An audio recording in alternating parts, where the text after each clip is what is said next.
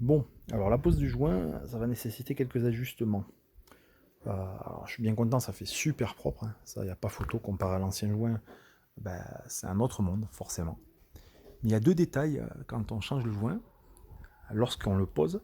Le premier, c'est que il faut forcer beaucoup plus que ce que je forçais avec l'ancien. Forcément, l'ancien était détendu, donc il nageait un petit peu. Là, il faut vraiment insérer toute cette partie-là le plus possible à l'intérieur. Là où c'était le plus flagrant, c'était ici. Comme on peut voir, là, c'est limite, s'il faut fausser, voilà, un petit peu plus pour l'insérer. Et la deuxième partie, c'est que je pensais que les joints étaient des joints déjà préformés, entre guillemets, aux angles, etc. Et en fait, pas du tout. C'est du métrage linéaire. C'est même vendu par concessionnaire, c'est du métrage linéaire. Ils ont juste les bons formats, les bons gabarits, etc. Les bons positionnements du boudin, mais c'est du format linéaire. Donc je l'ai pris pour ma porte arrière, celui-là, pour le bon modèle, donc très bien pour les formes. Par contre, là, j'ai un surplus. J'ai jointé en haut.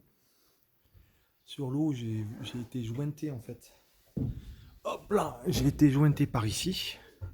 Voilà, je préfère faire le joint, l'association des deux boutins sur le haut plutôt que sur le bas. Vous voyez, il y a un petit tube exprès à rentrer pour la jointure. Mais bon, en ajustant tout ça, eh bien, mon joint est trop grand. Donc je vais devoir le découper, l'ajuster pour qu'il fitte exactement dans la longueur. Bon, ça demande un peu plus de travail que prévu pour être sûr de faire les choses correctement. Voilà, et je tiens à le dire, c'est un joint qui vient du chez le concessionnaire. Et voilà, donc on voit qu'il peut y avoir des ajustements à faire. Voilà.